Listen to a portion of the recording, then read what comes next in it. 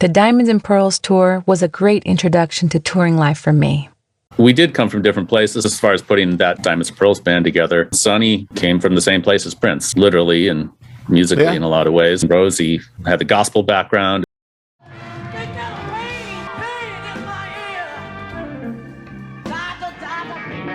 You know, I knew Stevie Wonder, Marvin Gaye.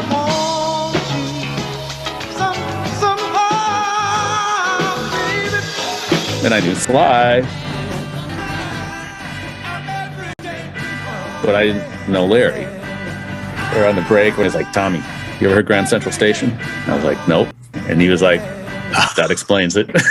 I can't believe I was so out of my element. I didn't have that repertoire, but I didn't know that next level. Working with Prince, like going to school and to night school. And it was live or die. I had a chip on my shoulder about hip-hop ever since I saw a turntable rocking the whole room. Prince says, go out to the Glam Slam, go sit in the DJ booth, go see what the dude's spinning.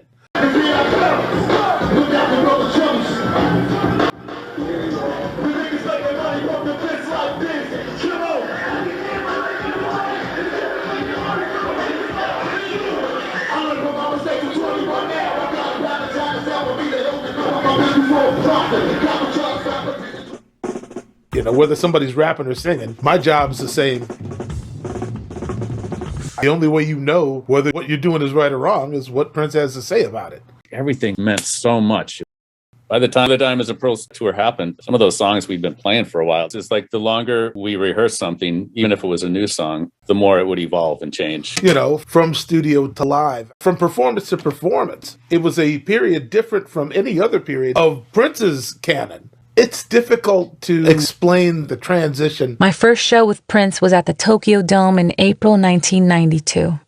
Before every performance, we all gathered in his dressing room to pray, and we never took the stage without it. The Tokyo Dome was almost to capacity, 48,000. Before the show started, I peeked out at the Jumbotron. The symbol that would become his name landed on the screen, introducing Maite, footage of me walking in Cairo, and Prince's single, Sweet Baby, ads for Carmen Electra's forthcoming album. I was excited to be part of it. The huge love symbol set piece rose up in the air to reveal me standing there in my belly dancing outfit. Wardrobe made Prince a yellow and purple outfit to match it. Every year we have a color, this year's yellow. For 2 hours, Prince sang, danced, shredded guitars, and played the piano. Well, Diamonds and Pearls era was the early days of using samples live. Samplers, electronic drum loops and all that. We'd jam forever and we were triggering everything live. The first loop Prince ever played was Daddy Pop. What was that loop? That was Rock Steady. Tommy on the one, break it down. We were pushing the technology to the brink. I was covering a lot of ground, hitting samples and playing traditional keyboard parts. Every night, I danced to thunder. I'd feel a rush of adrenaline, the roar of the crowd.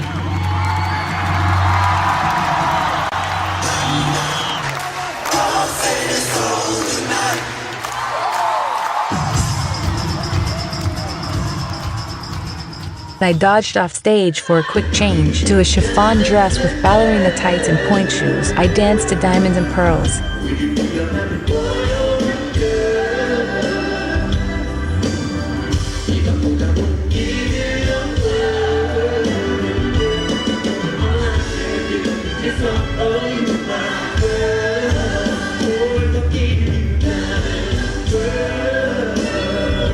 And then I had 45 minutes to change for Cream. And some of them nights on the tour, we would call out something we hadn't even played in the show. We're like, oh shit, so we scrambling to make sure we remember. If you didn't remember it all, you were doing, ad-libbing. We don't know what we're going to play, what Prince is going to play. The band doesn't know. Prince just turns around and goes, Cream. And the whole band goes, oh my God, Cream. We were always changing things up, moving things around. And Prince had a very short attention span. Absolutely. You have to be really flexible. Do you already know what sort of songs you'll be playing?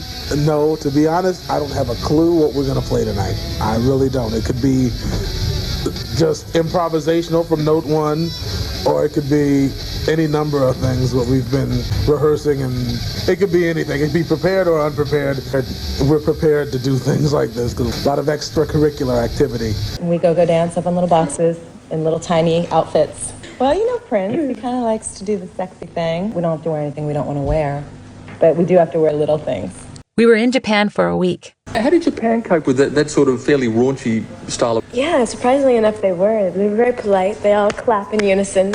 All of them. All of them. The whole 20,000 stadium. people are all going clapping at the in same time. unison. After Tokyo, we went to Australia and did 14 shows in 20 days. Yeah, we did one here in Melbourne, too. Yeah. At the Palace. At the Were Palace. you guys there? Was anyone there? Palace? I've been He shopping. hasn't bought us anything, Prince. So have you seen anything of Australia so far? I have a picture with a koala, and I Yeah. got to hug kangaroos. There's We millions are of- having the best time. He knew how to read the crowd, and he gave everything, which made all of us want to give everything with him. I guess I'm the official band leader now, and I feel honored to have that position, especially in a band like this, because this is my favorite band. I mean, I think he's taken music to another level, and I'm glad to be a part of that. One morning in Australia, I went for pancakes with a male band member, and while we were sitting there, Prince called me. "Where have you been?" "Eating some pancakes." "With a guy?" "With who?" I told him. That sounds like a guy. He was displeased. No one wanted to hang out with me after that. I wasn't his girlfriend, but that didn't matter. Music is number one in our lives. It's not all about the lights all the time and the big production. It's that we love to play, and sometimes we're tired, but we want to still bring the music to them. 18-wheelers hauled the set and gear. The equipment from the show would have to be boxed up immediately and sent on to the next city. There were 3 buses, one for crew, one for the band, and one for Prince. I often traveled with Prince. Prince wanted me near. The fact that we were close put some distance between me and the band. People started questioning why I was there. It wasn't nothing that we weren't embracing her. He liked what he saw, we can belly dance and that stuff. When you look at that video, when we filmed it, it was just say what's on your mind. She better bring her A game because, we won't be doing up. If she don't fit in, we ain't going to treat you no different from nobody else. We're going to give you a hard time and we're going to work. Something I eventually learned, Prince's top girlfriend was always in Minneapolis. When you came to Minneapolis, you were the girl on her way in. When you left Minneapolis, you were the girl on her way out. Yeah, Carmen. So Carmen, she's like, how do I get him to write for me and get me some music? I stay on your craft. I said, but do not give up the draws. If you have sex with him, you ain't going to get that album. She's like, well, that's not what I'm trying to do. I said, I understand that. So fast forward, he was writing this album for her, which he did, and he was bringing her out on the road with us. We had a 2-week break and then hit Europe. I opened up for him on the Diamonds and Pearls tour in Europe. At Prince concerts, there's a lot of fans. It was crazy. I can't even tell you how many people were there. And just to get up in front of thousands and thousands of people and perform, I can't even describe the feeling. It was challenging, but I just went for it and, did the best I could. She was on tour to promote her album, even though the reviews weren't great. And I was just on a certain leg of the tour. I mean, she was just there a hot minute, and nobody understood why. 3-4 shows in, he's sending her home. She's in one of the dressing rooms, emotional, and she calls me in there. I don't know, I don't understand why we're going home. We only been out here for a couple shows and blah, blah, blah. I said, did you give up the draws? And she said, well, it didn't start out like that. That's why you're going home. He lives in the now. I think he just moved on to the next thing. Belgium, the Netherlands, Germany, Ireland, England, Scotland, back to Germany and the Netherlands, and then France. I was in only 2 or 3 numbers. It was fun. We'd stumble back onto the bus and wait to see if there was an after show, another 2 hours on stage. Sometimes he just wanted me to come and dance while he played guitar. Sometimes he'd go by himself. As the tour headed across Europe, the German producer released a single I'd made when I was 15. Too dramatic? Some members of the band got hold of it. Too dramatic! I was now touring with the biggest rock star in the world. My first single was out there, and the janitor at the record label made more money than I did. During the Diamonds and Pearls tour, my relationship with Prince became stressful. He wanted everyone to look the way they did in rehearsal. One night, he had come in to see me. "Is that yours?" He looked at me skeptically. I said, "I'm not eating it." This girl stepped up and said, "That's mine, sir." He left without saying anything. 20 minutes later, the tour accountant came in and said, "I have to dock your pay this week." What? I went back to the dressing room. I'm not putting up with it. I'm not going to let him humiliate me like that. Lori and Rabia were appalled that any girl would talk smack about Prince. I did get some sympathy from Rosie. I passed a room where some of the people from the band were inside. They were talking about me, laughing. She stuffs her bra. Why is she here? My jaw dropped. Seriously? Diamond and Pearl were laughing at me. I went into my room and shut the door. Prince called me a little while later. What exactly did they say? He asked.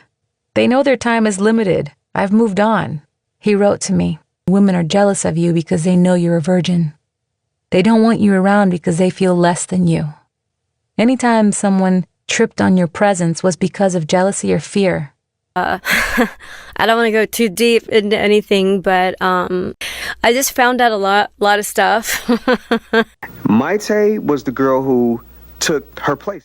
And I remember the phone call. She called me. She was like, it's another girl here named Maite, Shane, and I don't like it at all. It makes me feel so bad. Sometimes I just want to come back home because it's gone. And all the attention is going to her. And I see them treating her the way that they used to treat me. After that tour, I was back in Minneapolis and I was really bored. I felt really lonely and bored because he was out there for a long, quite some time. It kind of clicked in my head. He has a house in LA and he's always in LA. In LA, I can take major dance classes.